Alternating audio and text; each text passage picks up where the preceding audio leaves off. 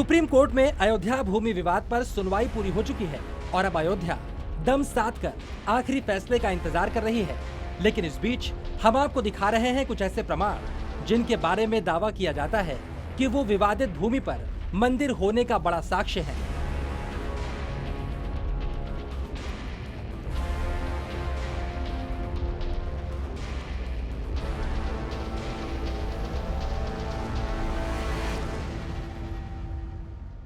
हम इस वक्त अयोध्या में मौजूद हैं और अयोध्या में आज अंतर्राष्ट्रीय रामकथा संग्रहालय से हम आपको ऐसी तस्वीरें दिखाएंगे जिसे देखकर आपको यह अंदाजा लगेगा कि किस तरह राम जन्मभूमि पर राम मंदिर था और वहां से जो अवशेष प्राप्त हुए थे 1992 से पहले वो क्या चीजें मिली थीं। ये तमाम मूर्तियां और अवशेष अयोध्या में मौजूद अंतर्राष्ट्रीय रामकथा संग्रहालय में रखे हैं। ये मूर्तियां 6 दिसंबर 1992 से पहले जन्मभूमि क्षेत्र में किए जा रहे समतलीकरण कार्य के दौरान मिले थे। इस पूरे इलाके के बेहतर रखरखाव के लिए उस वक्त जिला प्रशासन ने भूमि को समतल करने का आदेश दिया था।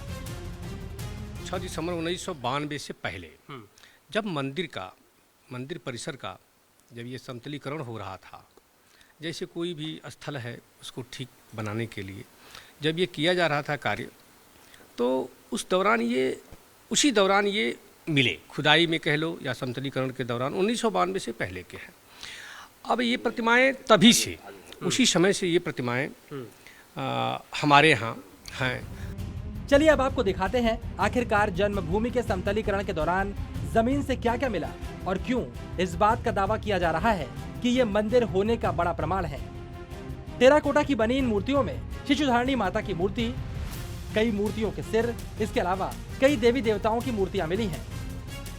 सबसे पहले आप ये देखिए, यहाँ पर आपको एक शिशुधारिणी माता यानी एक माँ जिसकी गोद में छोटा सा बच्चा है, ये की खंडित प्रतिमा मिली थी। 1 नंबर पोजीशन पे आपको यहाँ पर ये लगा हुआ दिखाई पड़ेगा। इसके साथ ही जब आप देखेंगे तो एक सिर आपको दिखाई पड़ेगा 2nd नंबर की फोटो में। 3rd नंबर पे आप देखेंगे कुबेर जी की फोटो यहाँ पर लगी हुई है। 4थे नंबर की फोटो काफी महत्वपूर्ण है। आप ये जो प्रतिमा देख रहे हैं ये उमा महेश्वर यानी शंकर भगवान की प्रतिमा है। पार्वती जी भी इस प्रतिमा में मौजूद है, उनके हाथ में त्रिशूल है और ये प्रतिमा भी, ये पत्थर भी राम जन्मभूमि के पास से प्राप्त हुआ था। जन्मभूमि से मिली भगवान विष्णु, नंदी और कुबेर जैसी मूर्तियां दूसरे हिंदू मंदिरों में भी मौजूद हैं और इन मूर्तियों की मौजूदगी की वजह से ही ये दावा किया जा रहा है कि यहाँ पर मंदिर मौजूद था। अब जैसे हिंदू धर्म में तो ये सब इस तरह का होता ही है। मेरे ख्याल से जो यहाँ पर प्रतिमाएं हैं, जो मूर्तियां हैं, जो कलाकृति है, वो सब लगभग हिंदू धर्म से, और शंकर भगवान है, लेटे हुए विष्णु जी हैं, तो सब उसी से रिलेटेड है। इन मूर्तियों के अलावा भी जन्मभूमि के समतलीकरण के दौरान कई ऐसे पत्थर और संरचनाएं मिली जिनके बारे में दावा किया जाता है कि ये हिंदू मंदिर होने का प्रमाण है। ये जो पत्थर हैं, हर एक पत्थर का अपना अलग और बड़ा महत्व है। यहाँ पर आमलक कहते हैं, आमलक उसे कहते हैं जो किसी भी भवन, चाहे वो मंदिर हो, राजमहल हो, उसके शिखर का सबसे ऊपरी हिस्सा होता है जिस पर कलश रखा जाता है, उसे आमलक बोलते हैं।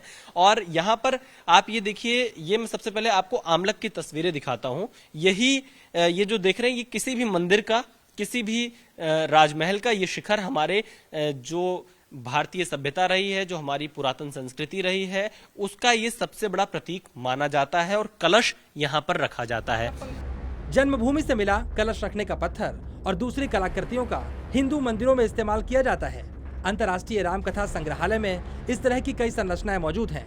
अब सवाल ये उठता है, क्या जन्मभूमि से मिले ये अवशेष सुप्रीम कोर्ट में विवादित स्थान पर राम मंदिर होने की बात साबित कर पाएंगे?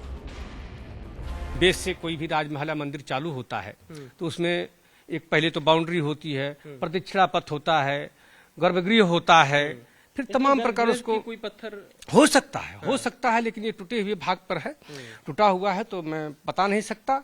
और बेस तो एक ही है, प्रस्तर है, हाँ, ये स्टोन स्कल्पचर है। अब साक्ष्य तो अब आप इसको आप विश्लेषण करिएगा, आगे बताइएगा, लेकिन यह है कि ये मंदिर, निश्चित रूप से ये मंदिर और अब राजमहल का ही भाग है जो कैंपस से प्राप्त हुआ है। इन प्रमाणों के अलावा इलाहाबाद हाईकोर्ट के आदेश पर की गई एएसआई की खुदाई से भी कई प्रमाण मिले हैं। सुप्रीम कोर्ट में मुस्लिम पक्ष का दावा ऐसे सबूतों को मंदिर मानने से इनकार करता है। अब सुप्रीम कोर्ट को अयोध्या भूमि विवाद पर बड़ा फैसला देना है। इसके बाद ही तमाम दावों की सच्चाई सामने आएगी। और डिप्टी डायरेक्टर योगेश कुमार ने बताया कि ये मंदिर या राजमहल के ही पत्थर हैं, जन्मभूमि से प्राप्त किए गए ही पत्थर हैं, तो साफ तौर से आप समझ सकते हैं कितना बड़ा साक्ष्य ये मंदिर के पक्ष का है।